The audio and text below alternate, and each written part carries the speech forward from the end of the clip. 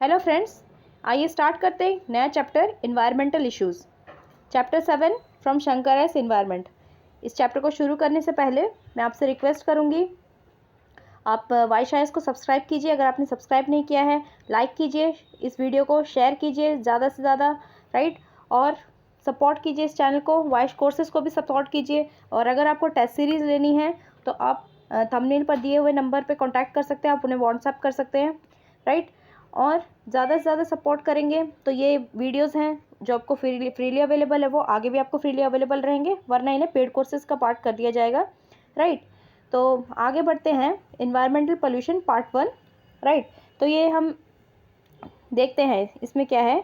Indian Himalayan reason, जिसे IHR भी कहा जाता है, उसके इन्वायरमेंटल चैलेंजेस क्या क्या है। तो जो इंडियन हिमालयन रीजन है, ये एक स्ट्रेटेजिक पोजीशन पे है, राइट। पूरे जो पूरे नॉर्दर्न इंडिया और जो नॉर्थ ईस्ट की बाउंड्री लगती है ना, वो ऑलमोस्ट इसी से कवर्ड होती है, राइट। इसमें लगभग 10 स्टेट्स आ जाते हैं, जैसे कि पहला है जम्मू कश्मीर, फिर हिमाचल प्रदेश, उत्तराखंड, सिक्किम, अरुणाचल प्रदेश, नागालैंड, मणिपुर, मिजोरम, त्रिपुरा और मेघालय, राइट। और 2 स्टेट्स जो पार्शियली इसमें आते हैं वो है हिल डिस्ट्रिक्ट्स ऑफ असम और वेस्ट बंगाल, राइट। तो इसकी जो है वाइड रेंजिंग इकोलॉजिकल और सोशो इकोनॉमिक सिग्निफिकेंस है, राइट। तो ये सोशो इकोनॉमिकली काफ़ी इंपॉर्टेंट है और इकोलॉजिकली भी। अब देखते हैं IHR जो हमारे इंडियन हिमालयन रीजन है, उसकी सर्विसेज क्या है, मतलब वो हमारे लिए क्या क्या सर्विसेज प्रोवाइड करता है। तो इसके बहुत सारे इन्यूमरेबल गुड्स, ऐसे गुड्स है जो हम बता भी नहीं सकते, उनका अनगिनत अच्छी चीज़ें हैं जो IHR से हमें बेनिफिट्स हैं। फिर भी उसके और भी बहुत सारे एक पूरा एक रेंज है सर्विसेज का, जो वो सिर्फ वहाँ के लोगों को नहीं, जो लोग हिमालयन एरियाज़ में रहते हैं, सिर्फ वहाँ के लोगों को नहीं, उसके बाहर भी, उसके बाहर की जो बाउंड्रीज़ में भी लोग रहते हैं, उसकी बाउंड्री के बाहर भी जो लोग रहते हैं, ऐसे इन्हेबिटेंट्स, राइट, रहने वालों को, निवासियों को बोलते हैं इन्हेबिटेंट्स, राइट। तो जो हिमालयन एरियाज़ में नहीं रहते, उनके लिए भी जो IHR की सर्विसेज होती हैं, राइट। तो उतना बेनिफिशियल होता है हमारे लिए इंडियन हिमालयन रीजन। तो क्या होता है, ये वैसे तो इसका जो बड़ा एरिया है, इसका लार्ज सबसे ज़्यादा एरिया तो परमानेंट स्नो कवर में, मतलब बर्फ़ के नीचे ढका रहता है, और वो ग्लेशियर्स में आता है, मतलब जहाँ पे पहाड़ के बर्फ़ के पहाड़ होते हैं, राइट। ये और क्या करता है, ये एक रिजर्वायर है, यूनिक वाटर रिजर्वायर। यहाँ पे काफ़ी मात्रा में पानी स्टोर होता है, जिससे कि बहुत सारी जो नदियाँ हैं, राइट, इसलिए कहा गया कि सिर्फ हिमालयन रीजन नहीं, बाकी एरियाज़ में भी ये इसकी सर्विसेज होती हैं। तो फिर बाकी एरिया में जो नदियाँ बहती हैं, उनका ये अल्टीमेट सोर्स है, राइट। ये एक बहुत बड़ा पानी का रिजर्वायर है, और ये बहुत बड़ा एक जायंट, राइट, एक जायंट कार्बन सिंक है। यहाँ पे कार्बन आके एक तरह से मिल जाता है, फिर मतलब ये कार्बन को अब्जॉर्ब कर लेता है, सिंक की तरह काम करता है, राइट। तो इसका ये भी एक बहुत ही बड़ा इंपॉर्टेंस है। और IHR क्या होता है, ये identified Himalayan biodiversity global hotspot है, राइट। जो IHR है वो इसे ऐसे आइडेंटिफाई किया गया है, चिन्हित किया गया है, हिमालयन बायोडाइवर्सिटी ग्लोबल हॉटस्पॉट। तो ये ग्लोबल ही इसका इंपॉर्टेंस भी है, राइट, क्योंकि यहाँ पे बायोडाइवर्सिटी ज़्यादा है। अब देखते हैं इसका इंडियन क्लाइमेट पे क्या रोल है। तो जो IHR रीजन है, वो काफ़ी इन्वायरमेंटल प्रॉब्लम्स फेस कर रहा है, क्योंकि एंथ्रोपोजेनिक एक्टिविटीज़, राइट। अभी तक तो आपको समझ आ ही गया होगा, जब इतने सारे अपने लेक्चर्स देखे होंगे। एंथ्रोपोजेनिक एक्टिविटीज़ मतलब ऐसी एक्टिविटीज़ जो कि इंसानों द्वारा की जाती है, ह्यूमन द्वारा की जाती है, राइट, मनुष्य द्वारा की जाती है। तो जियोलॉजिकली जो हिमालयन इकोसिस्टम है, वो बहुत ही वल्नरेबल कैटेगरी में आता है, राइट, क्योंकि आपको पता ही होगा जो हिमालयन एरिया वो सिस्मिक जोन में सिस्मिक प्रोन एरिया है, राइट। मतलब वहाँ पे अर्थक्वेक बहुत ज़्यादा होते हैं, तो ये काफ़ी वल्नरेबल कैटेगरी में आता है। वहाँ पे लैंडस्लाइड्स की प्रॉब्लम लैंडस्लाइड्स हो सकते हैं, मतलब भूस्खलन हो सकता है, राइट। तो बहुत सारे, जैसे हमने केदारनाथ में देखा था जो 2012 में हुआ था, तो इसीलिए वो एरिया जो है वो काफ़ी फ्रेजाइल इकोसिस्टम है, बहुत ही वहाँ का जो इकोसिस्टम है वो बहुत नाजुक है, राइट, बहुत ही वल्नरेबल कैटेगरी में आता है जो हिमालयन इकोसिस्टम है। ये याद रखना बहुत ज़्यादा ज़रूरी है, क्योंकि वहाँ पे जिस तरह से कंस्ट्रक्शन होता जा रहा है, उसी के बारे में ये पूरा चैप्टर है, राइट। तो आपको ये स्टार्टिंग में बताने के लिए कि उसकी इंपॉर्टेंस क्या है, फिर हम उसके इश्यूज़ क्या है उनके बारे में जानेंगे। तो फिर क्या है, जो हिमालयन इकोसिस्टम को मैनेज करना सस्टेनेबली, राइट, सस्टेनेबिलिटी का आपको अभी तक अच्छे से मतलब पता ही होगा, होना चाहिए। तो सस्टेनेबिलिटी का मतलब है कि डेवलपमेंट या फिर इस तरह से डेवलपमेंट जिससे कि जो इन्वायरमेंट पे जो डैमेज है वो कम से कम हो या फिर बिल्कुल ना हो। कोशिश की जाए कि बिल्कुल ना हो, और हो तो ऐसा हो कि इन्वायरमेंट को नुकसान ना पहुँचे, इन्वायरमेंट को भी साथ में रखकर डेवलपमेंट करना, राइट। तो इसे सस्टेनेबल, तो हिमालयन इकोसिस्टम को सस्टेनेबली डेवलप करना, सस्टेनेबल रखना बहुत ही ज़्यादा ज़रूरी है, क्योंकि इसकी बहुत प्रिस्टीन ब्यूटी, एक तो ये काफ़ी खूबसूरत जगह है, हम वहाँ पे जाते रहते हैं। ये काफ़ी इंडिया के टॉप जो टूरिज़्म साइट्स हैं वो इसी एरिया में आते हैं, हिमालयन रेंज में पड़ते हैं।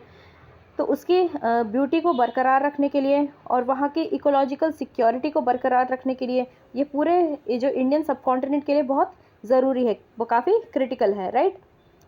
अब देखते हैं, अब जो हिमालयाज़ में अर्बनाइजेशन बढ़ता जा रहा है तो ये क्या सस्टेनेबल है, ये देखते हैं। तो पहला है सॉलिड वेस्ट का इम्पैक्ट क्या पड़ रहा है, क्योंकि वहाँ पे अर्बन सेटलमेंट्स बढ़ रही हैं जो हिमालयन एरियाज़ में, विजिटर्स काफ़ी आ रहे हैं क्योंकि वहाँ काफ़ी बहुत सारे टूरिज़्म स्पॉट्स हैं वहाँ पे, तो उसकी वजह से इन विजिटर्स आ रहे हैं। फिर वहाँ पे पहाड़ है तो इसलिए वहाँ पे ट्रैकिंग भी होती है, माउंटेनियर्स वहाँ पे बढ़ते जा रहे हैं इन हिमालयन रीजन्स में, तो उसके वजह से वहाँ के जो उस पर बायोटिक प्रेशर बहुत पड़ रहा है, इस इकोसिस्टम पे बायोटिक प्रेशर पड़ रहा है। और फिर उसके साथ अब बहुत लोग आते हैं तो फिर लोगों के साथ या फिर उन टूरिस्ट के साथ क्या आता है, सॉलिड वेस्ट डंपिंग की प्रॉब्लम भी बढ़ती जा रही है। तो उस वजह से जो वहाँ की इकोसिस्टम है उस पर काफ़ी एडवर्स इम्पैक्ट पड़ रहा है, बहुत बुरा असर पड़ रहा है। तो अब क्या है जो, और उसके साथ में क्या है, प्रॉपर मैनेजमेंट प्रैक्टिसेस भी वहाँ पे नहीं अपनाई जाती हैं, और ऐसे इंफ्रास्ट्रक्चर के फैसिलिटीज़ भी नहीं है वहाँ पे। जो इंफ्रास्ट्रक्चर है वो काफ़ी नहीं है उस अर्बनाइजेशन को मतलब झेल सकने के लिए, राइट।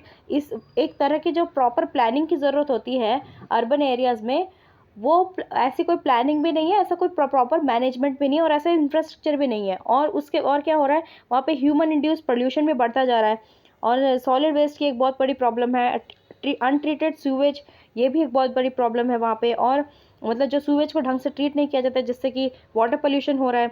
फिर लोकल एयर पोल्यूशन बढ़ता जा रहा है, क्योंकि वहाँ पे अब लोग बढ़ेंगे तो व्हीकल्स बढ़ेंगे, और व्हीकल्स हमें वैसे भी पता है, हमने देखा है पिछले चैप्टर्स में कि व्हीकल से जो एमिशन होता है वो एक बहुत बड़ा मेजर कंट्रीब्यूटर होता है उस एरिया के एयर पोल्यूशन को बढ़ाने में, राइट, और वहाँ की एयर क्वालिटी इंडेक्स को ख़राब करने में। तो इस वजह से जो IHR है काफ़ी ज़्यादा हद तक स्ट्रेस में है, राइट।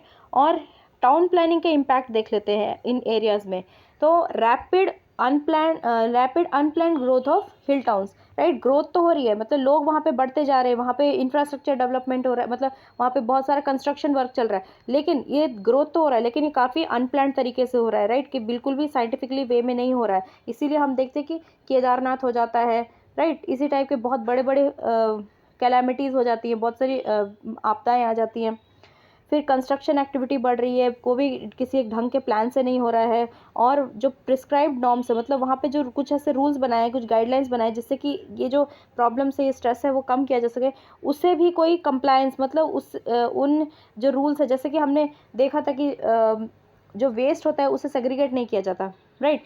तो इसी तरह के उसके वाले रूल्स तो बनाए गए हैं कि जो कचरा है उसे सेपरेट कर रहे हैं, लेकिन हम देख रहे हैं क्या क्या लोग ऐसा कर रहे हैं, क्या उस रूल्स से लोग कंप्लाई कर रहे हैं। उसी तरह से जो वहाँ पे नॉर्म्स दिए गए हैं, गाइडलाइंस जारी किए गए हैं, तो वहाँ पे उसे कोई फॉलो नहीं कर रहा है, तो वहाँ पे नॉन कंप्लायंस हो रहा है। और उस वजह से जो लैंड है उसका यूज़ किया जा रहा है फॉर कमर्शियल एक्टिविटीज़, और टूरिस्ट रिजॉर्ट्स बनाए जा रहे हैं, राइट। तो ये बनाना तो एक तरह से टूरिज्म को तो बहुत बढ़ावा मिल रहा है इन सब चीज़ों से, जैसे कि जो रिजॉर्ट्स ये सब बन रहे हैं वहाँ पे कमर्शलाइजेशन कुछ ज़्यादा हो रहा है, लेकिन उससे लैंड को ढंग से जिस तरह से यूज़ किया जाना चाहिए उस तरह से यूज़ नहीं किया जा रहा है। तो उस वजह से बहुत सारी वहाँ के, मैंने जैसे बताया था, फ्रेजाइल इकोसिस्टम, ये आपको याद रखना है हमेशा, हिमालय एक बहुत ही फ्रेजाइल इकोसिस्टम है, तो ये इकोसिस्टम पे बहुत ज़्यादा बुरा असर पड़ रहा है, राइट। फिर देखते हैं वहाँ पे लैंड इंस्टेबिलिटी। अब लैंड इंस्टेबल होगा, लैंड जब स्टेबल नहीं होगा, मतलब स्थिर नहीं होगा, तो उस क्योंकि ये काफ़ी एल्टीट्यूड में होता है, राइट, और इसी वजह से वहाँ पे अर्थक्वेक ये सब के चांसेस भी बहुत ज़्यादा होते हैं। प्लेट्स के, आपको प्लेट टेक्टोनिक्स पता होगा, अब जब ने आप ज्योग्राफी पढ़ी होगी, तो राइट, तो वहाँ की जो एरिया है वो काफ़ी, वहाँ की जो लैंड है वो काफ़ी अनस्टेबल होती है, और वहाँ पे इसलिए भूस्खलन ये सब हम देखते हैं ज़्यादा होता है। और तो वहाँ पे बहुत ज़्यादा लैंड की इंस्टेबिलिटी बढ़ती जा रही है और बढ़ रही है, तो उससे उसकी वजह से लैंडस्लाइड की जो घटनाएं हैं वो अब ज़्यादा हो रही हैं। होंगी इस ऐसे डेवलपमेंट्स की वजह से। फिर क्या होता है, जो वहाँ के नेचुरल वाटर रिसोर्सेज हैं वो भी अब धीरे धीरे सूखते जा रहे हैं, और वेस्ट डिस्पोजल की प्रॉब्लम्स बहुत ज़्यादा बढ़ रही है, राइट, क्योंकि टूरिज़्म बढ़ रहा है, लोगों का आना जाना ये सब कुछ ज़्यादा बढ़ रहा है। फिर वहाँ पे सोशियो कल्चरल जो वैल्यूज़ होती हैं, देखिए हमने किसी बहुत सारे कल्चर्स में देखा है कि वो लोग जहाँ पे रहते हैं, राइट, स्पेशली अभी ट्राइबल्स भी जो होते हैं वो क्या करते हैं, जहाँ रहते हैं वो अपने पेड़ों की पूजा करते हैं, वो अपने जो जंगल हैं ये सब हैं, उनको बहुत अच्छे से उनका संरक्षण करते हैं, कंजर्वेशन करते हैं, राइट। लेकिन जो बाहर के लोग आते हैं वो ऐसे ही पेड़ों को काटते हैं, उन्हें तो मतलब अपना साधना होता है, राइट, तो वो उन पेड़ों को ख़त्म कर देते हैं। लेकिन क्या होता है, जो लोग इन वहाँ के लोकल लोग होते हैं वो अभी भी अपने कल्चर के लिए कल्चरली वो उनके उस इकोसिस्टम को बचाने के लिए कुछ ना कुछ अच्छा करते रहते हैं। तो लेकिन लोग तरह से आने की वजह से, राइट, वहाँ पे टूरिज़्म के बढ़ावा देने की वजह से, इंडस्ट्रियलाइजेशन ये सब की वजह से क्या होता है कि वहाँ के जो सोशियो कल्चर वैल्यूज़ है वो चेंज हो जाते हैं, राइट, बदलने लग जाते हैं। फिर क्या होता है, अनप्लान्ड कंस्ट्रक्शन एक्टिविटीज़। तो ये सब अनप्लान्ड जो कंस्ट्रक्शन एक्टिविटीज़ हो रही है उसका नेगेटिव इम्पैक्ट है, ये आप याद रखिए। फिर देखते हैं डिफॉरेस्टेशन एक्टिविटीज़। तो डिफॉरेस्टेशन एक्टिविटीज़ हो रही है क्योंकि मैंने जैसे बताया जंगलों को काटा जा रहा है, तो वहाँ पे डिफॉरेस्टेशन हो रहा है, तो उस वजह से भी काफ़ी ज़्यादा इकोलॉजिकल डैमेज हो रहा है, और जो स्लोप है, स्लोप इंस्टेबिलिटी काफ़ी बढ़ती जा रही है जो आसपास के एरियाज़ में है, राइट। तो अब इनिशिएटिव्स क्या लिए गए हैं, हमने अभी इश्यूज़ देख लिया, तो उन्हें कम करने के लिए क्या क्या इनिशिएटिव्स लिए गए हैं। तो पहला है, हिमाचल प्रदेश में प्लास्टिक को बैन किया गया है। तो जो स्टेट गवर्नमेंट थी ये state government of Himachal Pradesh, उसने Himachal Pradesh non biodegradable garbage control act 1995 को इनैक्ट किया था, पारित किया था। उससे क्या होगा, इसमें थ्रोइंग और disposing non biodegradable garbage in public drains and road. तो इसे पूरी तरह से हटाया जाए, या फिर इसे प्रिवेंट किया जाए किस चीज़ को, जो वहाँ पे जो नॉन बायोडिग्रेडेबल गार्बेज है। अब अभी तक आपको अच्छी तरह से आपको पता होगा कि नॉन बायोडिग्रेडेबल गार्बेज क्या होता है। गार्बेज तो मतलब कूड़ा करकट होता है। नॉन बायोडिग्रेडेबल वो होता है जो कि माइक्रोब्स के एक्शन से नहीं डिग्रेड होता, राइट। तो ये नॉन बायोडिग्रेडेबल कचरे को पब्लिक ड्रेन्स में, रोड्स में इस तरह से डिस्पोज ऑफ नहीं किया जाए, उसके लिए इस एक्ट को बनाया गया था, पारित किया गया था, राइट। ईयर याद रखिए 1995। तो इससे क्या, और फिर वहाँ पे और क्या इनिशिएटिव लिए गए, जो प्लास्टिक है, राइट, तो कम से कम प्लास्टिक की थिकनेस 70 माइक्रोन होनी चाहिए, राइट, ये भी ऐसा एक रूल बनाया गया था, और ये सेंट्रल रूल्स के द्वारा मतलब इसे रिकमेंड किया गया था। फिर स्टेट कैबिनेट ने, जो स्टेट गवर्नमेंट की कैबिनेट है, उसने एक डिसीजन लिया कि प्लास्टिक को पूरी तरह से उस जगह पे बैन कर दिया जाए, राइट। ये और कब से, 2009 से। फिर देखते हैं participatory conservation of lakes in the region. So participatory मतलब किसके पार्टिसिपेशन, ऑब्वियसली बहुत लोगों के पार्टिसिपेशन से लेक्स का कंजर्वेशन, उस एरिया में जो लेक्स हैं, राइट, झीलें हैं, उनका कंजर्वेशन किया जाए और आसपास के लोगों को उसमें पार्टिसिपेट करवाया जाए। तो क्या है, उसका एक एग्जाम्पल हम देख लेते हैं। तो नैनी लेक है, जो कि नैनीताल टाउन का एक बहुत ड्रिंकिंग वाटर का एकमात्र सोर्स है, एकमात्र स्रोत है, राइट। ये हमें ये याद रखें, Naini lake in Nainital town. तो इससे क्या है, अब टूरिस्ट इंक्रीज हो रहे थे, उससे अर्बन वेस्ट ज़्यादा बढ़ रहा था, और उस वेस्ट को लेक में डाल दिया जा रहा था, जिससे कि जो वहाँ की वाटर क्वालिटी है वो ख़राब हो रही थी। फिर क्या हुआ, जो वहाँ के लोग हैं उन्होंने क्या किया, एक साइंटिफिक गार्बेज सिस्टम की तरफ स्विच किया, राइट, एक अपना ध्यान लगाया, एक साइंटिफिक गार्बेज डिस्पोजल सिस्टम को अपनाया, जिसका नाम दिया गया मिशन बटरफ्लाई, राइट। और ये कौन सी बॉडी ने किया, Nainital lake conservation project, right. तो फिर क्या होता है, उसमें जो स्वीपर्स होते हैं, जो साफ़ करने वाले कर्मचारी ये सब होते हैं, वो क्या करते हैं, मंथली कोई कुछ उन्हें मतलब चार्ज करते हैं, कुछ रुपए लेते हैं। फिर क्या करते हैं, उस वेस्ट को हर एक घर से कलेक्ट करते हैं और उसे डायरेक्टली ट्रांसफ़र करते हैं कंपोस्ट पिट्स में, मतलब जो कि कंपोस्ट पिट्स ये सब जैसे कंपोस्टिंग कहते हैं, तो ऐसी जगह पे उसे डालते हैं जहाँ पे उसे गलाया जा सके, राइट, जिससे उसे खाद वाद बनाई जा सके।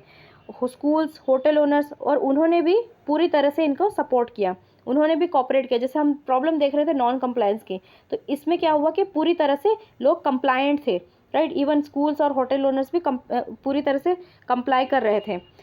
तो उसके बाद क्या हुआ, इसके वजह से उन्होंने इनकम भी जनरेट करनी शुरू कर दी और एम्प्लॉयमेंट, लोगों को इससे एम्प्लॉयमेंट भी मिलने लग गया क्योंकि उससे खाद भी बनने लग गई, राइट। तो ये एक बहुत अच्छा इनिशिएटिव है, बहुत अच्छा एग्जाम्पल है, आप इसे याद रखिए और आप इसे मेंस में भी इस्तेमाल कर सकते हैं कि किस तरह से हम पार्टिसिपेशन के थ्रू इन प्रॉब्लम्स को एड्रेस करें।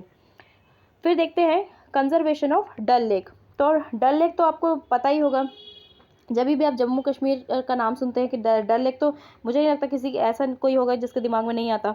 तो फिर डल लेक है, वो है क्या है, वो एक फेवरेट टूरिस्ट डेस्टिनेशन है जम्मू कश्मीर में, जो में एक काफ़ी फेवरेट डेस्टिनेशन है, राइट, लोगों का। लगभग वहाँ पे 60,000 लोग वहाँ पे उसी मतलब लेक के आसपास रहते हैं, उसी के भरोसे रहते हैं, ठीक है, उसी से उनका रोजी रोटी चलती है। लेकिन एंथ्रोपोजेनिक प्रेशर, ह्यूमन की वजह से वहाँ पे उस जगह में भी अब प्रेशर पड़ रहा है, वहाँ की ओवरऑल जो उस लेक की जो प्रोडक्टिविटी है वो सब ख़राब हो रही है, क्वालिटी ख़राब हो रही है, राइट, और उसके आसपास का एनवायरनमेंट पे भी बुरा असर पड़ रहा है। तो फिर क्या हुआ, इसे लेक कंजर्वेशन प्रोग्राम में इंक्लूड किया गया और ministry of environment and forest और ये गवर्नमेंट ऑफ इंडिया द्वारा ये इनिशिएटिव लिया गया। तो फिर lake and waterways development authority जो कि श्रीनगर में है, उसने सेंटर फॉर इन्वायरमेंटल एजुकेशन के साथ कोलैबोरेट किया और साथ ही कुछ एनजीओज़ को अपने साथ लाए। और फिर क्या हुआ, इससे मास अवेयरनेस, तो आसपास के लोग हैं, जनमानस पे एक अवेयरनेस और उन्हें एजुकेट किया गया, जिससे कि पॉलीथीन बैग्स को, राइट, उन सबको वहाँ पे बैन कर दिया गया इस एरिया में, ताकि वहाँ पे पोल्यूशन ना हो। अब देखते हैं Assam hill and ecological site act 2006। देखिए, चाय के बागान तो आपको याद रखने के लिए।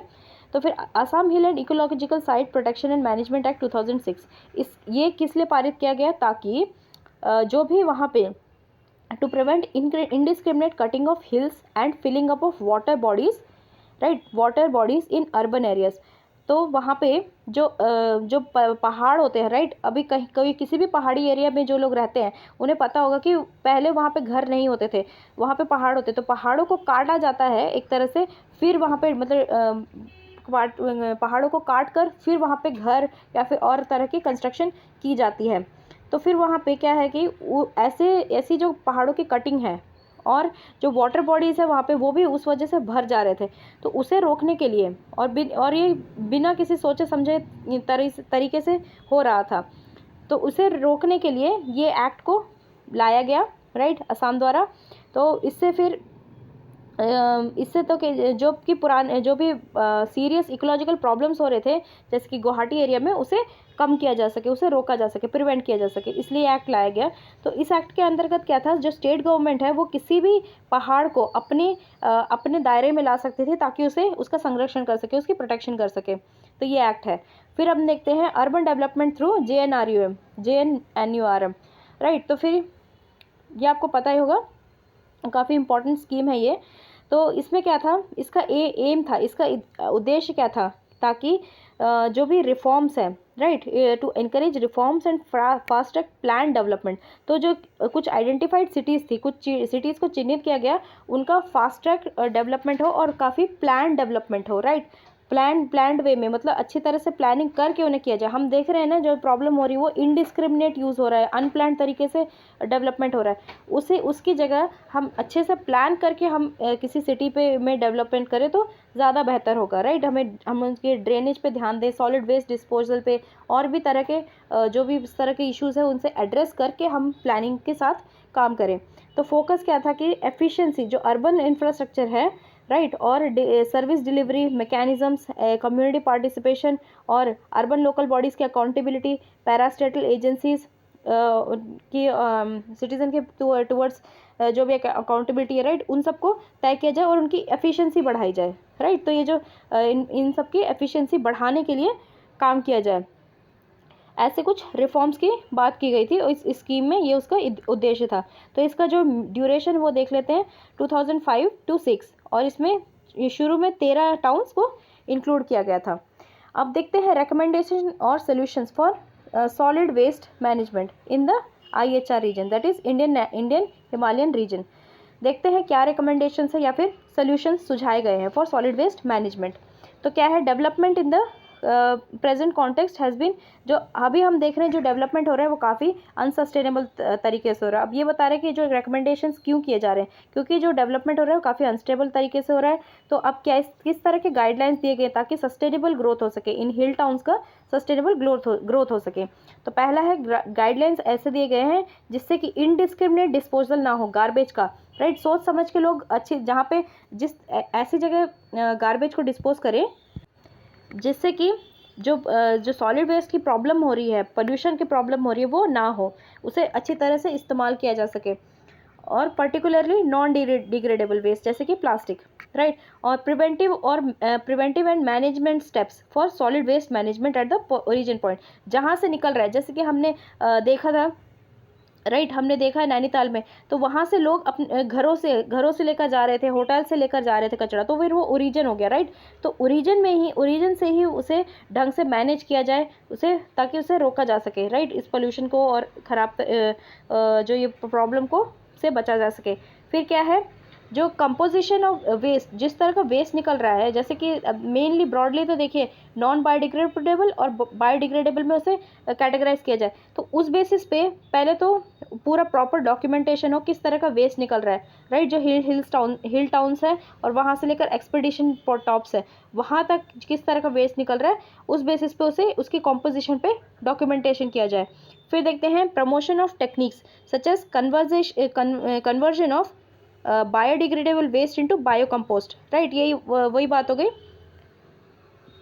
तो जो बायोडिग्रेडेबल वेस्ट है उसे अच्छी तरह से बायोकम्पोस्ट बनाया जाए, वर्मी कंपोस्ट बनाया जाए, वर्मी कंपोस्ट में उसे डाला जाए, और जो लैंड फिलिंग्स है, ओपन डंपिंग है, राइट, इन सबको रोका जा सके। फिर जो 4 Rs है उस प्रिंसिपल को अपनाया जाए। अब हमने ये प्रीवियस चैप्टर्स में भी देखे थे, कुछ जो हमने चैप्टर्स पढ़े हैं पहले, फिर से हम एक बार रिवाइज कर लेते हैं। तो पहला आर है refuse waste prone commodity, right. ऐसे कमोडिटीज जो वेस्ट हो जाएंगे उन्हें रोकना, उन्हें मना कर देना, उन्हें यूज़ नहीं करना। फिर रीयूज़, अब हमने ले लिया तो हम इसे रीयूज़ करें। Discarded commodities for other uses, right. तो अगर वो वेस्ट भी हो गया तो उसे हम देखें कि क्या हम इसका कोई दूसरा और इस्तेमाल कर सकते हैं, राइट। फिर बाद में reduce through the segregation in different categories, अब उसे सेग्रीगेट करना, राइट, किस तरह से उसे बायोडिग्रेडेबल और non biodegradable eight individual level, house hold level, right. और फिर रिसाइकल करना, अगर वो पूरी तरह से यूज़ हो गया तो उसे रिसाइकल कर देना। तो ये हो गए 4 Rs। और good quality portable water, portable मतलब पीने का पानी, तो गुड क्वालिटी पोर्टेबल वाटर हमेशा अवेलेबल रहे, राइट, हिल टाउन्स में।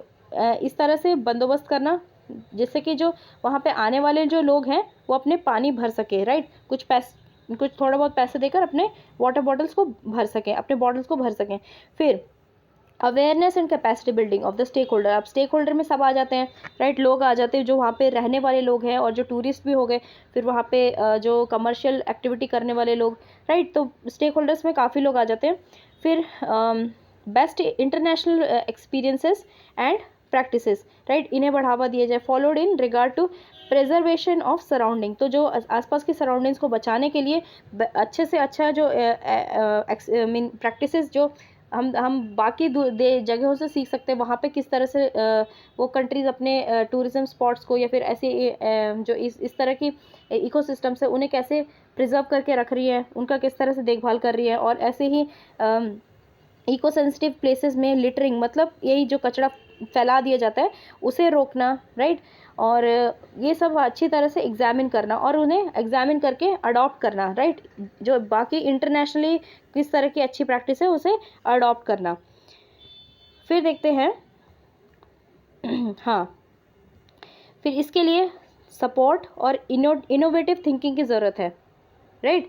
तो क्योंकि जो ट्रेडिशनल आर्किटेक्चरल प्रैक्टिसेस हैं, लोकल वाटर मैनेजमेंट है, diverse system of sewage and garbage management, इस पे भी काफ़ी हद तक सपोर्ट की ज़रूरत है और इनोवेटिव थिंकिंग की काफ़ी ज़्यादा ज़रूरत है। और there is a need to motivate residents, right. तो जो वहाँ पे लोग आसपास रहते हैं मेन उनका जागरूक होना बहुत ज़रूरी है ताकि वो ये जो साइंटिफिक तरह से जो वेस्ट डिस्पोजल सिस्टम है उस पर पार्टिसिपेट कर सके। लोग अगर कन्विंस्ड होंगे, लोग अगर अच्छी तरह से उसके बारे में जानेंगे, अवेयर रहेंगे, तभी तो लोग पार्टिसिपेट करेंगे, राइट। अदरवाइज सब के सब नॉन कंप्लायंट ही रहेंगे और प्रॉब्लम यूं ही रहेगी और बढ़ती जाएगी। फिर अब देखते हैं रिकमेंडेशंस और solutions for hill town planning and architectural norms, right. अब वहाँ पे हिल टाउन के प्लानिंग और वहाँ के जो आर्किटेक्चर में किस तरह के नॉर्म्स यानी रूल्स हैं। तो पहला है fragmentation of habitats in hill area should be prevented. तो जो हैबिटेट्स है ना, वहाँ पे जो रहने वाली जगह है, उनका फ्रेगमेंटेशन मतलब उन्हें टुकड़े टुकड़ों में बांटना नहीं चाहिए। फिर स्पेसिफिक एरियाज फॉर रूरल और अर्बन डेवलपमेंट। तो कुछ ऐसी जगह हैं जहाँ पे मतलब बिल्कुल अर्बन सेटलमेंट्स नहीं करने चाहिए, वहाँ पे उसे ऐसे ही छोड़ देना चाहिए, उसे रूरल का रूरल रहने देना चाहिए, राइट। तो इस तरह से मतलब स्पेसिफिक काम किया जाए। ये नहीं कि हम गांव के जैसे एरिया है और वहाँ पे भी हम बड़ी बड़ी हाई राइज बिल्डिंग्स बनाए जा रहे हैं, राइट। तो ये ना हो। फिर देखते हैं no construction should be undertaken which fall in the hazard zone, right. जहाँ पे जैसे कि हमने देखा केदारनाथ का ही एग्जांपल मैं देती हूँ, तो वहाँ पे काफ़ी ज़्यादा कंस्ट्रक्शन हो चुकी थी, लेकिन वो ऐसी एरिया है जहाँ पे हजार्ड मतलब वहाँ पे इस तरह की आपदा आ सकती है, लेकिन लोगों ने वहाँ पे फिर भी कंस्ट्रक्शन किया और फिर बाद में फाइनल रिजल्ट क्या हुआ, वो सारी बिल्डिंग्स ऐसे ढह गई। तो ऐसी जगह पे कंस्ट्रक्शन ना ही किया जाए, राइट। फिर बाद में देखते हैं architectural aesthetic norms for construction and buildings in mountain hill area should be enforce. तो ऐसे नॉर्म्स बनाए जाए, रूल्स बनाए जाए और सिर्फ रूल्स बनाए ना जाए, उन्हें इम्प्लीमेंट भी किया जाए, इन्फोर्स किया जाए, राइट। फिर देखते हैं डिफॉरेस्टेशन एक्टिविटी बिल्कुल वहाँ पे ना हो, ऐसी जगह में डिफॉरेस्टेशन ना हो, पेड़ों को ना काटा जाए और अप्रोप्रिएट मेजर्स लिया जाए ताकि ये ऐसे जो डैमेजेस होते हैं उन्हें अवॉइड किया जा सके। फिर एक इंटीग्रेटेड प्लान डेवलप किया जाए, इंटीग्रेटेड डेवलपमेंट प्लान बनाया जाए, जिससे कि इन्वायरमेंटल और उसके रेलेवेंट फैक्टर्स के जो रिलेटेड चीज़ें हैं उनका भी ध्यान रखा जाए। फिर हाईली सीस्मिक एरियाज, जैसे मैंने बताया था हिमालय ये सब में अर्थक्वेक ज़्यादा आते हैं, तो वैसे भी हाईली सीस्मिक एरिया होते हैं, सीस्मिक प्रोन एरियाज होते हैं, राइट। तो ऐसे सीस्मिक एरियाज में कंस्ट्रक्शन है ना, उसको ऐसा बनाया जाए कि वो अर्थक्वेक रेजिस्टेंस फीचर्स हो उसमें, राइट। उसमें अर्थक्वेक को झेलने की शक्ति हो, ऐसे कंस्ट्रक्शंस वहाँ पे किए जाए। फिर लोकेशन स्पेसिफिक टेक्नोलॉजीज़, राइट। तो लोकल टेक्नोलॉजीज़ पे ज़्यादा ध्यान दिया जाए, ऐसा कि उस जगह ऐसी टेक्नोलॉजी को इस्तेमाल किया जाए, ईजाद किया जाए, ताकि वहाँ पे डेवलपमेंट हो वो प्रॉपर हो। फिर देखते हैं ग्रीन रोड्स मतलब having channels for collection of water for irrigation purpose should be made a part of construction of, right. तो फिर पानी को, राइट, इस तरह से जब हम देख रहे हैं कि जो जहाँ पे अर्बनाइजेशन होता है वहाँ पे कंक्रीटाइजेशन हो जाता है, तो उससे क्या होता है, वाटर टेबल है वो काफ़ी हद तक सूख जाता है, ड्राई हो जाता है, क्योंकि कॉन्क्रीटाइजेशन की वजह से पानी अंदर नहीं जा पाता है। तो फिर कम से कम अगर जहाँ पे कॉन्क्रीटाइजेशन हो रहा है, कम से कम इस तरह से किया जाए कि वहाँ का पानी कहीं और जाके जमा हो जाए, तो ये वहाँ पे बता रहे, तो इस तरह से कंस्ट्रक्शन की जाए और ऐसे रूल्स बनाए जाए। अब देखते हैं tourism will it be regulated, क्या टूरिज्म को भी रेगुलेट किया जा सकता है या फिर करना चाहिए।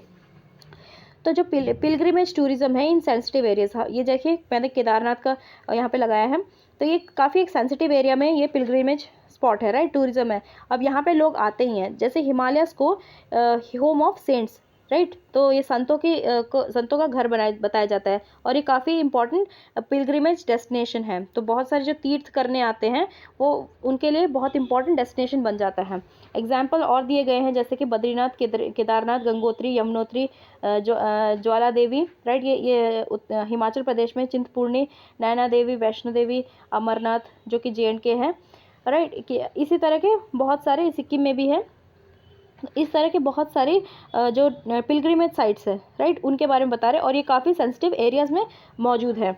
तो ऐसे जो प्लेसेस हैं उनमें एडिक्वेट फैसिलिटी नहीं है ट्रांसपोर्ट की, राइट, वहाँ पे पहुँचना दुर्लभ है, अकोमोडेशन की वहाँ पे प्रॉपर फैसिलिटी नहीं है, वेस्ट डिस्पोजल की फैसिलिटी नहीं है, और इसी तरह के जो अदर अमेनिटीज़ है, मतलब और भी जो सहूलियतें होनी चाहिए वो नहीं है। लेकिन वहाँ पे जो पिलग्रिम्स है, मतलब तीर्थ है, वो लोग तीर्थ करने वालों की यात्रा की जो संख्या है वो तो बढ़ती जा रही है।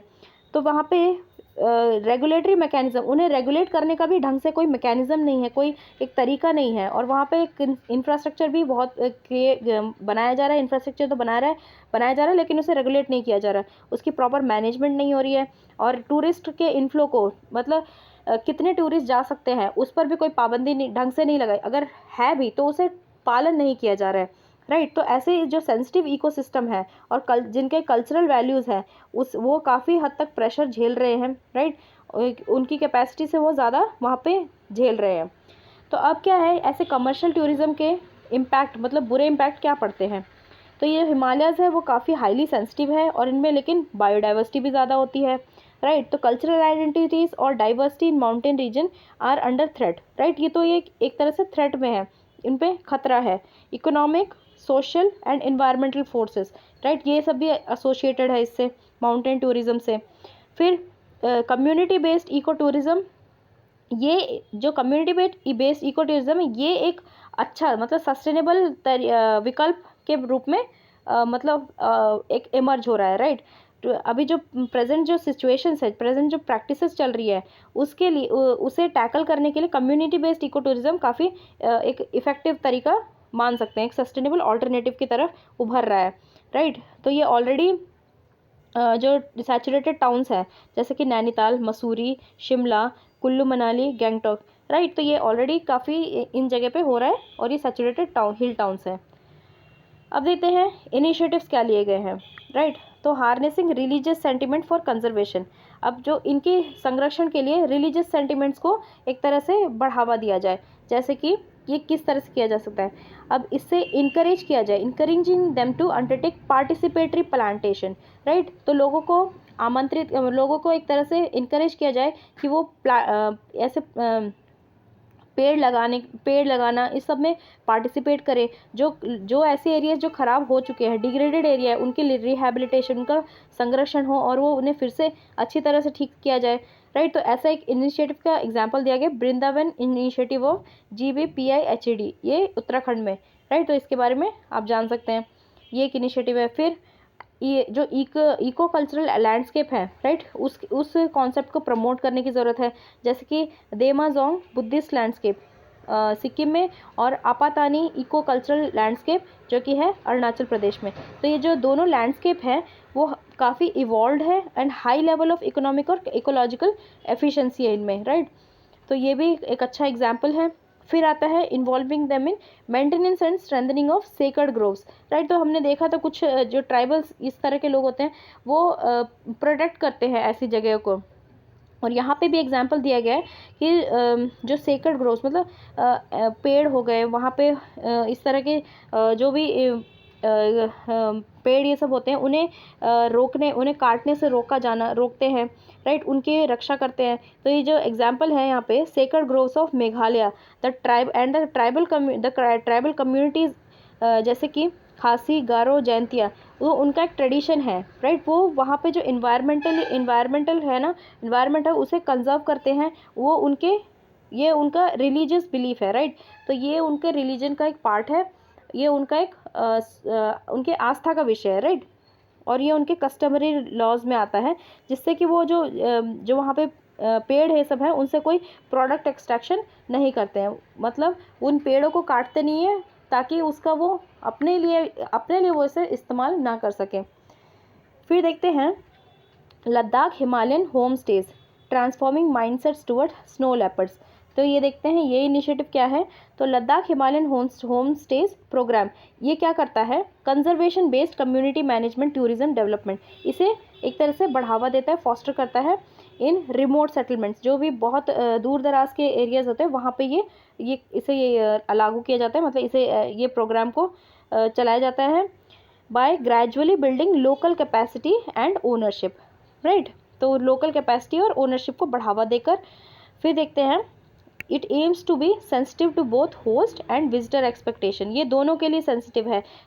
ये नहीं कि हम सिर्फ जो लोकल लोग हैं उन्हीं के बारे में सोचें और टूरिस्ट के लिए एक तरह से हॉस्टाइल हो जाए या फिर टूरिस्ट वहाँ पे वेलकम ही ना हो, लेकिन जो लोग आ रहे हैं उनका भी ध्यान दिया जाए और लोकल जो वहाँ पे लोग रह रहे हैं, रेजिडेंट्स रह रहे हैं, उनका भी एस्पिरेशंस का, उनके भी इच्छाओं का ध्यान रखा जाए। तो उससे एक तरह से बैलेंस बना के रखा जाता है। तो इन एस्पेक्ट्स का और conservation of areas unique cultural and natural heritage, तो वहाँ के कल्चर जो वहाँ के एरिया के यूनिक जो वहाँ पे यूनिक कल्चर होते हैं उसे भी मतलब एक तरह से बैलेंस किया जाए और वहाँ के नेचुरल हेरिटेज इसका भी ध्यान रखा जाए। फिर देखते हैं highlights of Sikkim ecotourism policy. अब सिक्किम की एक इको टूरिज्म जो पॉलिसी है उसके बारे में कुछ अच्छे पॉइंट्स देख लेते हैं, राइट, हाईलाइट्स देखते हैं। तो Sikkim the ultimate tourist destination, ये उस स्टेट की पॉलिसी है, राइट, मोटो है। तो the state is employing a system of environmental fees, right. तो वो क्या करता है, एक इन्वायरमेंटल, जो स्टेट है वो एक इन्वायरमेंटल फीस उसने लागू कर रखा है। उससे क्या है, और क्या है, वहाँ पे जो आने वाले जो लोग हैं उन्हें परमिट के लिए परमिट के लिए एंट्री परमिट लेनी पड़ती है, और वहाँ पे रहने के लिए कुछ रेस्ट्रिक्शंस है, राइट। टाइम की, मतलब किस समय तक वहाँ पे रहा जा सकता है, ये नहीं कि गए हैं और वहाँ पे 6 महीने तक रह गए, ऐसा नहीं है। तो वहाँ पे कुछ टाइम तक ही रहने की इजाज़त है, राइट, कुछ टाइम तक ही वहाँ पे रहा जा सकता है। तो ऐसे कुछ रेस्ट्रिक्शंस है वहाँ पे, क्योंकि ये इन्वायरमेंटली सेंसिटिव और ये काफ़ी हाई एल्टीट्यूड में है, और ये काफ़ी इन्वायरमेंटली सेंसिटिव एरियाज़ हैं, और यहाँ की खूबसूरती को भी बचाया जा सके, इसलिए इस तरह के कदम उठाए गए। तो यहाँ पे देख लीजिए, environmental fees and permit for entries और स्टे टाइम रिस्ट्रिक्शंस, ये बहुत इंपॉर्टेंट एस्पेक्ट्स हैं। फिर operationalisation of tourism in various modes, तो बहुत सारे अलग अलग मोड्स में टूरिज्म को ऑपरेशनलाइज करना, जैसे कि विलेज टूरिज्म को देखना, फिर नेचर की जो टूरिज्म है, फिर वाइल्ड लाइफ टूरिज्म हो गए, ट्रैकिंग और एडवेंचर स्पोर्ट्स, उस पर मतलब इन सबको अलग अलग तरह से मतलब उसको ऑपरेट करना। फिर cultural tourism in the state and institutionalization of tourism management at community level, तो कम्युनिटी का भी इसमें पार्टिसिपेशन हो, राइट, उस पर भी ध्यान दिया जाए। फिर promotion and use of local art and craft, तो जो लोकल आर्ट एंड क्राफ्ट है और वहाँ के जो खान पान है उसे प्रमोट किया जाना, राइट, ये भी उनकी पॉलिसी में आता है। और जिससे कि जो टूरिज़्म फेयर्स है, मतलब वहाँ पे जो मेले लगते हैं, वहाँ पे जो फेस्टिवल्स है, उनके बारे में उन्हें प्रमोट करना, राइट, उनके बारे में और लोगों को जागरूक करना, जो वहाँ के आने वाले लोग हैं उन्हें प्रमोट करके दिखाना। फिर उससे क्या होता है, जो टूरिज़्म रिलेटेड ट्रेनिंग है ना, उस सेक्टर को भी यहाँ पे काफ़ी मतलब वो उस सेक्टर को बढ़ावा देना, ये भी उनकी पॉलिसी का एक हिस्सा है। और efforts made by Sikkim can be A basis, तो ये जो एफर्ट्स लिए गए हैं सिक्किम द्वारा, ये रिस्पॉन्सिबल टूरिज़्म का एक आधार बन सकते हैं। जैसे कि हिमालयन स्टेट्स हो गए, बाकी हिमालयन स्टेट्स में भी इस तरह की जो टूरिज़्म पॉलिसी को अपनाना चाहिए, राइट, इसी बेसिस में, इसी आधार पे उनकी भी पॉलिसीज़ होनी चाहिए, ये बता रहे हैं। फिर एडवेंचर टूरिज़्म, अब जो हिमालयन रीजन है ना, यहाँ पे इको टूरिज़्म का और एडवेंचर टूरिज़्म का काफ़ी ज़्यादा अपॉर्चुनिटीज़ है, काफ़ी ज़्यादा वहाँ पे कि उसके अच्छे अपॉर्चुनिटीज़ हैं। अब जैसे कि अन्नपूर्णा कंजर्वेशन एरिया प्रोजेक्ट हो गया, जो कि नेपाल में है। फिर Naina Devi biosphere reserve eco tourism approach, जो कि उत्तराखंड में अपनाया गया। तो ये सब, इन सब से क्या होता है, कम्युनिटी इन्वॉल्वमेंट होती है, राइट, तो इसका भी एक बड़ा स्कोप है। फिर देखते हैं tourism plus art and culture.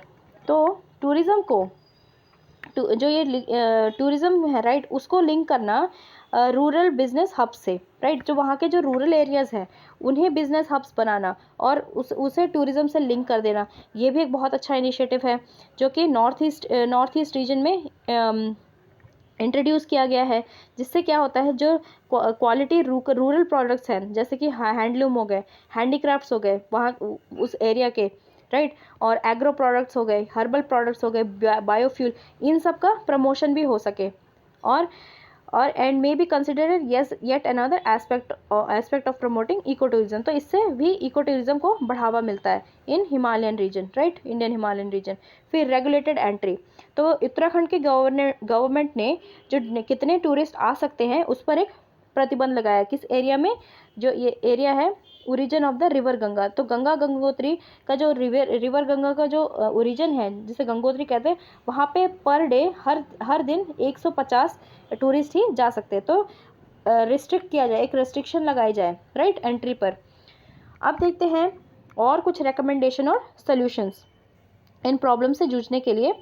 तो स्ट्रिक्ट ऑपरेशनल गाइडलाइंस, तो ऐसे स्ट्रिक्ट गाइडलाइंस बनाई जाए और उसे अच्छी तरह से इन्फोर्स किया जाए in Himalayan region, right, for promoting community based eco tourism. तो ये हमें हमेशा याद रखना है, कम्युनिटी अगर इन्वॉल्व होगी तो ये सब पॉसिबल होगा, राइट, तो इसलिए कम्युनिटी बेस्ड इको टूरिज्म का बार बार इस्तेमाल किया जा रहा है। फिर देखते हैं regulating tourism and pilgrimage to sensitive areas. तो सेंसिटिव एरियाज जहाँ पे पड़ रहे हैं उन एरियाज़ को अच्छी तरह से रेगुलेट करना, वहाँ पे पिलग्रिमेज और टूरिज्म को, राइट, जैसे कि कुछ रेस्ट्रिक्शंस लगाना, ज़रूरत पड़े तो एनवायरमेंट फीस देना, इस तरह की जो रेगुलेशंस हैं। तो अब देखते हैं pilgrimage tourism requires development and regulation to reduce congestion and related pollution. तो वही बात हो रही है यहाँ पे कि पिलग्रिमेज टूरिज्म में डेवलपमेंट और डेवलपमेंट के साथ रेगुलेशन की भी ज़रूरत है, ताकि वहाँ पे भीड़ भाड़ कम हो को मतलब कम किया जा सके, और उस भीड़ भाड़ और लोगों के वजह से होने वाले पोल्यूशन को भी कम किया जा सके। फिर accommodation and road transport infrastructure को भी डेवलप करना, राइट, वहाँ पे रहने की जो व्यवस्था है और रोड ट्रांसपोर्ट को के जो इंफ्रास्ट्रक्चर है उसे भी सुधारना या फिर उसे भी डेवलप करना। फिर पिलग्रिमेज इको टूरिज्म जो होता है वो एक इकोनॉमी क्लास, मतलब बहुत ज़्यादा जो अमीर लोग हैं, अमीर लोग नहीं, अमीरों के बजाय जो नॉर्मल मिडिल क्लास के लोग हैं या फिर और थोड़े गरीब हैं, वो ज़्यादा पिलग्रिमेज टूरिज्म करते हैं, राइट। तो इस हिसाब से सूटेबल अकोमोडेशन उनके लिए अकोमोडेशन मतलब उनके रहने के लिए उस तरह की व्यवस्था भी अवेलेबल हो। और फिर adequate provision of garbage disposal, जो गार्बेज डिस्पोजल होगा उसके मैनेजमेंट के लिए के लिए कुछ प्रावधान बनाना, राइट, और जिससे कि वो कारगर साबित हो। और inventory of historical sensitive sacred groves should be prepared and their vulnerability should be assessed, right. तो जो वहाँ के जो भी सेंसिटिव और कुछ ऐसे सेक्रेड ग्रोव्स है, राइट, उनके लिए एक इन्वेंट्री बनाना, राइट, और उसकी वो कितने ज़्यादा वल्नरेबल है उसे भी जांचना, और उनकी एक लिस्ट बना के रखना, ठीक है। इन्वेंट्री मतलब लिस्ट होती है। फिर देखते हैं और कुछ रिकमेंडेशन और सोल्यूशन ऐसे ही रिलेटेड सेगमेंट्स के लिए। तो rejuvenation of springs and degraded site, तो ऐसे जो साइट्स हैं उनकी जो ऐसे साइट्स जो ख़राब हो चुके हैं, ऐसी जगह जो ख़राब हो चुके हैं, अब उन्हें हम फिर से किस तरह से रिजुविनेट करें, राइट, उनका हम लोग जीर्णोद्धार जिसे कहते हैं वो किस तरह से किया जा सकता है। तो स्पेशल अटेंशन देना चाहिए किसे, ग्राउंड वाटर रिचार्ज को। सबसे पहले वहाँ के ग्राउंड वाटर रिचार्ज को फिर से बढ़ाने के लिए उस पर ज़्यादा फोकस करना चाहिए। And quality of mountain lakes wetlands through restoration of the forest, तो वहाँ पे जो जंगल हुआ करते थे उन्हें फिर से रिफॉरेस्टेशन करना, डिफॉरेस्टेशन का उल्टा रिफॉरेस्टेशन करना। फिर डिटेल जियोलॉजिकल मैपिंग की जानी चाहिए, राइट, वहाँ पे मैपिंग ढंग से वहाँ पे उस जियोलॉजिकल एरिया की मैपिंग होनी चाहिए। और फिर to identify the spring recharge zone and to locate geological structure, right, तो उस जियोलॉजिकल स्ट्रक्चर की ढंग से मैपिंग होनी चाहिए, ये कह रहे हैं। फिर न्यूक्लियर वेस्ट प्रोस्पेक्टिंग टेक्नोलॉजीज़, तो वहाँ से न्यूक्लियर वेस्ट कितने निकल रहे हैं उसकी प्रोस्पेक्टिंग हो, यानी उसे पहले जांचा जाए और ऐसी टेक्नोलॉजीज़ को बढ़ाया जाए। फिर बाद में उससे क्या किया जाए, जो वाटर रिसोर्सेज है उन्हें मैप किया जाए, और उससे जो कंस्ट्रक्शन एक्टिविटीज़ हो रही है, राइट, और जो कि उस एरिया को डैमेज कर रही है उन्हें रोका जा सके। फिर engineering measures to protect recharge zone from biotic interference. अब इसमें आ जाता है सोशल फेंसिंग मेजर्स, वो देख लेते हैं। अब ये सोशल फेंसिंग मेजर्स क्या होते हैं। डिगिंग शैलो इनफिल्ट्रेशन ट्रेंचेस मतलब इस तरह से होता है ट्रेंचेस, राइट, तो ये एक तरह से खाई को बोलते हैं। तो ऐसे कुछ खाइयाँ बना देना, राइट, मल्चिंग करना। फिर construction of stone mud check dams, ठीक है, तो ये स्टोन मड चेक डैम्स बनाना, गलीज बनाना, जिससे कि जो रेन वाटर है उसे स्टोर किया जा सके, और उससे सॉइल इरोजन को भी हम चेक कर सकते, मतलब रोक सकते हैं, सॉइल इरोजन को भी हम रोक सकते हैं। फिर लैंड की लेवलिंग करते रहना, राइट, जो लैंड ऐसे कम हो गया है, मतलब लैंड की एक तरह से लेवलिंग करते रहना। फिर जो क्रॉप फील्ड्स है उन्हें मेंटेन रखना, और उससे क्या होगा कि जो पानी है, रेन वाटर है, वो एक जगह पे ठहर के नहीं रह जाएगा, right. Okay, ban to allow stagnation of, मतलब इस तरह से क्या होगा, जो रेन वाटर को एक जगह पे रोक के रख सकते हैं, तो इससे वाटर रिचार्ज होता रहेगा। फिर आता है रेन वाटर हार्वेस्टिंग, ये काफ़ी इंपॉर्टेंट है, राइट, रेन वाटर हार्वेस्टिंग। इससे क्या है, जो अर्बन एरियाज़ में जो आगे बनने वाली जो फ्यूचर बिल्डिंग्स हैं उनमें उनके लिए एक प्रावधान बनना चाहिए कि हर एक बिल्डिंग में आगे जाके roof top rain water harvesting system लगाया जाए। ये एक तरह से मैंडेटरी हो जाना चाहिए, कंपलसरी हो जाना चाहिए। फिर the institution and commercial building should not draw, जो जो कि नए बिल्डिंग्स बन रहे, कमर्शियल बिल्डिंग्स बन रहे हैं, उन्हें अलाउड नहीं होना चाहिए कि जो आसपास की जो वहाँ पे वाटर सप्लाई है उसमें से वो पानी निकाले, वो अपना कुछ अलग से बंदोबस्त करे। अब बंदोबस्त कैसे होगा? ऑब्वियसली रेन वाटर हार्वेस्टिंग के थ्रू होगा। फिर rain water harvesting should be undertaken in rural areas, ठीक है। तो रूरल एरियाज में पर्कुलेशन टैंक्स, ठीक है, ऐसा कुछ स्ट्रक्चर यहाँ पे जो दिखा रहा है उस तरह के कुछ स्ट्रक्चर्स बनाए जाएँ, स्टोरेज टैंक्स बनाए जाएँ, राइट। ये रूरल एरियाज में इस तरह से रेन वाटर हार्वेस्टिंग की जाए। फिर स्प्रिंग सेंचुरी डेवलपमेंट, इसे भी ध्यान में रखना चाहिए और इसे भी लागू करना चाहिए, राइट। फिर बाद में rain water collected through storm water drains, ठीक है, जो rain water storm water drains के थ्रू कलेक्ट हो रहा है उसे क्लीन किया जाना चाहिए, उसे इस्तेमाल करना चाहिए। वेस्ट डिस्पोजल ड्रेन्स और सीवेज और वेस्ट डिस्पोजल ड्रेन्स होते हैं, उन्हें क्लीन करने के लिए इस तरह के पानी का जो कि स्टॉर्म वाटर ड्रेन से निकलता है, उस पानी से उसे साफ करना चाहिए।